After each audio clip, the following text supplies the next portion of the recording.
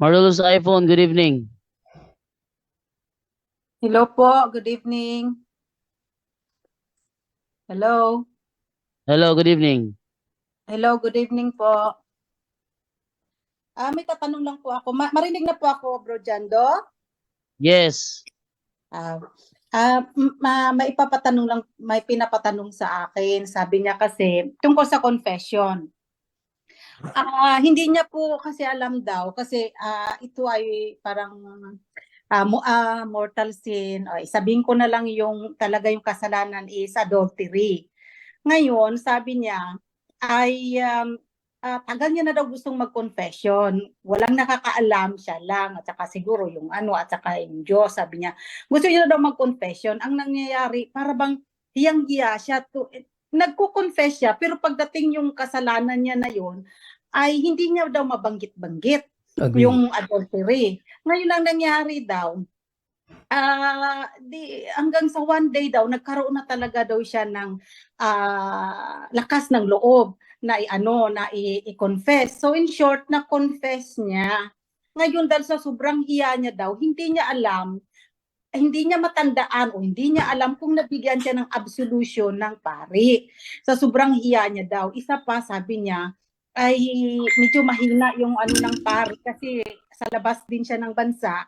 Kaya sabi niya, hindi ko talaga siya maintindihan. So valid ba daw yung confession niya, lalo na sa mortal sin niya, na hindi niya alam kung nabigyan siya ng absolution. Basta ang ginawa niya lang, pagdating niya daw sa upuan niya, nagpray lang siya ng Our Father, ng Hail Mary, at saka Glory be. So ang papatanong niya daw, valid ba daw yun? Okay, pakisagot ba rin tata?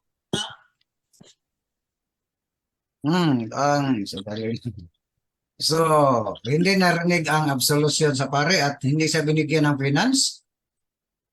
Hindi niya nga daw po, bro, maintindihan dahil hiyang-hiya daw talaga siya. Hindi niya maintindihan. Basta ang tagal niya nang gustong i-confession, kaso lang hindi niya daw maintindihan na pag tuwing mag-confession siya, basta yung adultery niya daw ay hindi niya daw yun mabanggit-banggit. Pero yung ibang makasalanan niya nabanggit-banggit niya dahil sa sobrang hiya niya. And then one day daw talagang naibanggit niya. Ngayon, hindi niya kung nabigyan siya ng absolution or dahil sa sobrang hiya niya na basta yun ang kanyang the way dinescribe. So hindi niya maintindihan, hindi niya maalala or sabi niya kung nabigyan siya ng absolution. Sabi niya, so valid pa ba daw yun? Ay kung hindi naman daw, i-confess niya daw uli. Hindi really yan maalala ang binigyan siya ng finance. Yung ginawa hindi niya niya, na prayer. So, sa totoo, ang sabi niya po, Brudta, hindi niya nga daw talaga Brudta kung binigyan ba siya ng penance o basta ang ginawa niya na lang daw dahil sa sobrang hiya niya daw doon sa kasalanan niya na yun. Kaya yung ginawa niya, pagdating daw sa upuan, basta nag-pray na lang siya ng Our Father, saka Hail Mary at saka Glory be ng sarili niya. So hindi niya kung maalala ba o binigyan ba siya ng absolution o hindi. Sabi niya, so ano daw gagawin niya? Valid ba daw yun o hindi? Kasi willing naman daw siya uli i-confess na kasi okay na daw sa kanya na mag-confess. Hindi kagaya daw no nahiyang-hiyap siya. okay, confess na lang ulit dahil hindi na narinig ang absolution at hindi na yan narinig kung binigyan ba siya ng finance. Sarili lang yun yung prayer. So, mas maganda i-confess ulit dahil isa yon sa mga problema, yung naturang kasalanan, ay taktika yun ng demonyo. Pag gawa ng kasalanan, hindi kayo mahiya. Pag magkumpisa lang, mahiya na po kayo. So, ang demonyo na ang mag-control sa iyo, huwag ka na magkumpisal. Mahiya talaga yung kasalanan mo. Pero mas maganda, mag-pray mo na siya, mangingi siya ng tulong sa kanyang guardian angel na medyo may lakas siya na magkumpisal sa kanyang kasalanan, hindi siya mahiya. Isa yun ang taktika ng demonyo na ang demonyo, gawin mo lang yun. Pagtapos magkumpisal kayo. Gawa na yung kasalanan, tapos ang demonyo na naman ang mag-object sa'yo, huwag na kayo magkumpisal. Mahiya kayo sa kasalanan mo.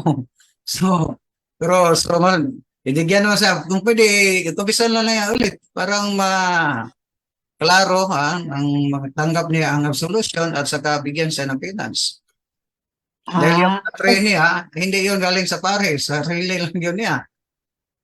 yun lang daw Okay. ginawa niya kasi sobrang hiya niya daw talaga kasi ganon. At saka, minsan kasi dito, nasa labas kami Brodta, no?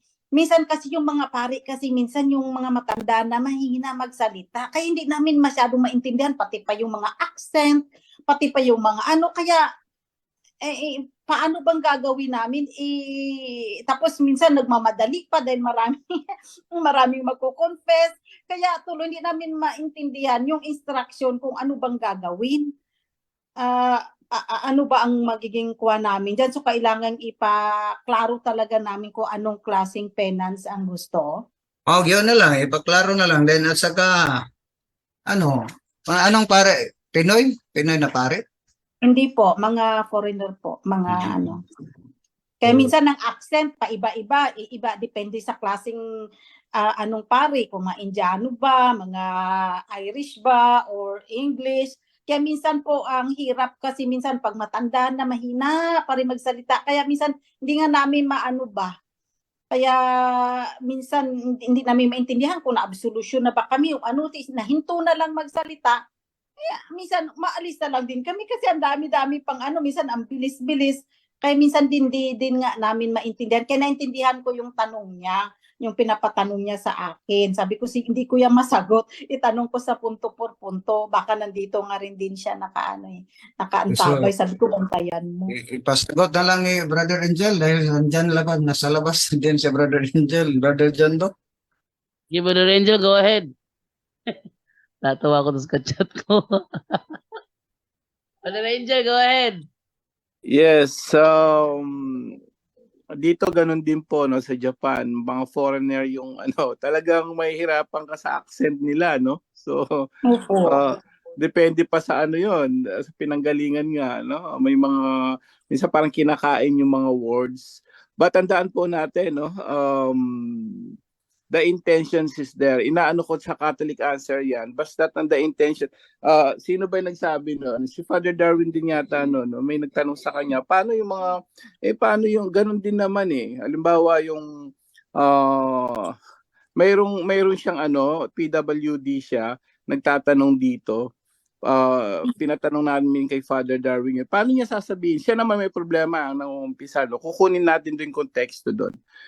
Yung parang nanginginig siya magsalita, mayroon siyang something na problema sa pananalita. So gusto niya magkumpisal, pero normal ang isip niya. So ngayon, ang tanong niya, gusto ko po magkumpisal, parang ganon. So hirap siya magsalita, paano daw Ngayon, naitanong namin yata kay Father Darwin yun.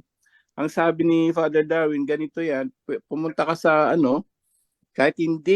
kahit hindi mo masyado ma-express yan, ang importante, yung puso mo, willing kang talagang humingi ng tawad. Yun ang nakikita ng Diyos, kapatid, no? It's either you don't even understand what these priests are saying. Yung pagpunta mo pa lang doon na willingness mo, kapatid, God's always understand that. Imagine, alam natin na hindi naman natin yung kababayan. And alam ni Lord, kaya nga yung ngayon po, yung pinag-uusapan na Latin Mass, dapat daw Latin lang. Hindi pwede yun. Sabi ng mga ibang tao, dapat Latin lang. Hindi pwede. Paano maliligtas yung tao kung puro Latin, kung di naintindihan? So, ganun din po yun, no? Kailangan meron naman time niya yan, nilagyan tayo ng Novus Ordo, kailangan kung nasa ng bansa, ganun dapat ang the way ng language gamitin, but still meron tayong medyo nagbablock doon yung mismong language ng tao. Matandaan mo, kapatid, no? Yung sincerity mo do, sabi nga rin ni Father Darwin, sabihin mo lang yan, lahat yan, sabi niya. Kasi yan, tinitingnan ng Diyos ang mismong puso mo na willing kang mag-repent. Okay?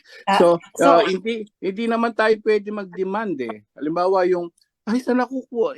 Wala ka naman choice na pumunta ka sa Filipino priest.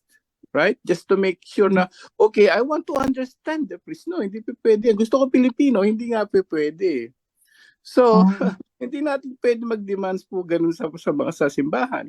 So the only thing we can do is make sure na lang, ako ganun po rito, talagang mahirap siya, lalo na yung accent. Ako ginagawa ko talagang, although hindi lahat ganun, no? Pero ako, kasi kung sanay ka na, matagal ako sa ibang lugar po, sa Saipan na puro English din, minsan na, mas madali kong maintindihan. What mo rin hindi sanay masyado, no? Kausap nila, Amerikano, napakahirap minsan.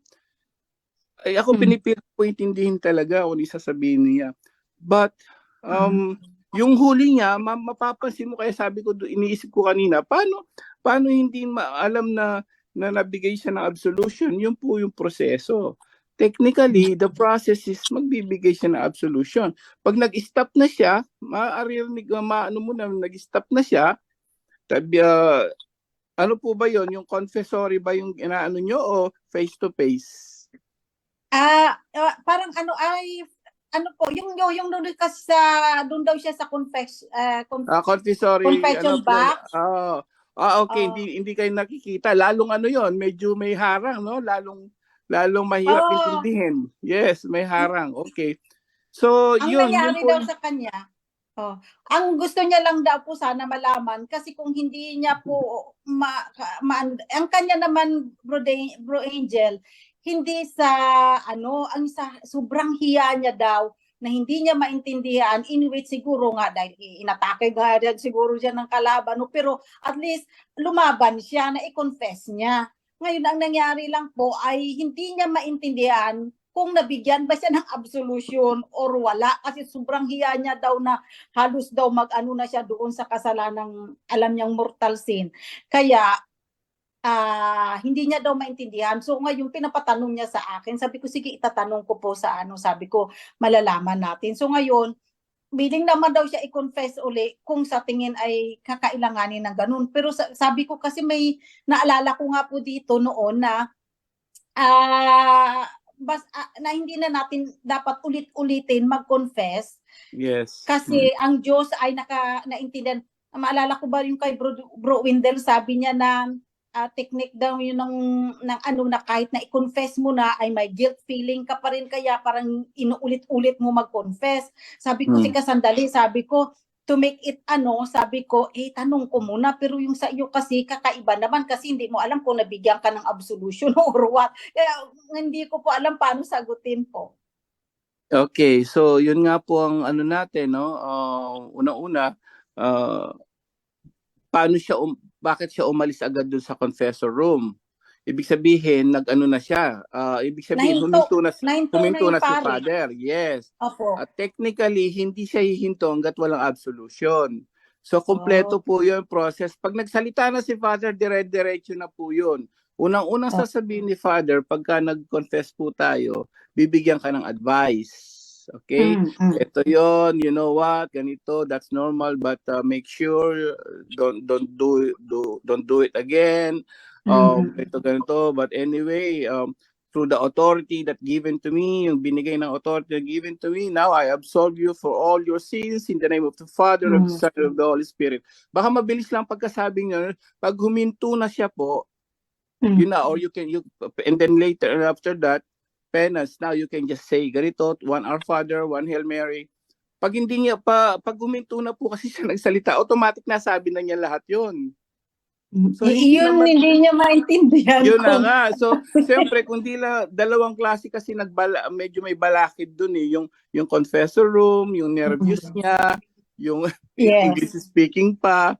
Yes. Nagkahalo-halo, but hindi pwedeng hindi niya bibigyan ng absolution yun, kapatid. But, kaya gaya nga na sinabi natin, lagi ko sinasabi dito, if you're not sure, again, ano niya yung mind niya, soul and body and soul niya, i-refresh niya yung mind niya, he can always go to confession anytime. But wag pa ulit-ulit. So he can go to confession kung hindi talaga siya sigurado. But of course, technically, I'm sure, binigyan siya, hindi lang niya naintindihan dahil sa nervyos. Kasi technically, at saka sobrang hiya. Yes, sigurado po yun. Di naman pwedeng hihinto si Father magsalita kung hindi niya nabuo. Okay? Okay, so sige po. Opo, nagets nyo. Hindi pwedeng huminto si Father ng pagsasalita. Lalo na after you talk, he will talk. Pag nagsalita na po yan, kompleto na yon. Advice, absolution, penance. Ulitin po natin. Pagkatapos mo magsasalita, go ahead. Magsasalita ka. Si Father sasabihin niya noon, advice. Later on, the authority given to me, I'll give you absolutions in the name of the Father of Son. I absolve you to all your sins. Dire-diretso po yun. And then penance, you can just pray 1 Our Father, 1 Hail Mary, ganito. Pag uminto na nagsalita yan, of course, nakumpleto yun. O sige po, at least Opo. maisabi ko lang sa kanya. Ngayon, Marami kung pong hindi ka salamat pa sa rin, inyo. kung doubt ka pa rin, sabi ng taga-punto-punto ka mo, much better you go back to confession again. But make sure na-refresh ka na huwag ka na mag-alala, at least medyo na nasasanay ka na, go to confession again kung hindi ka sigurado. Yun po, kapatid. Sige. Sige, salamat po, Bro Angel. Maraming salamat sa inyong lahat. Salamat sa Diyos po.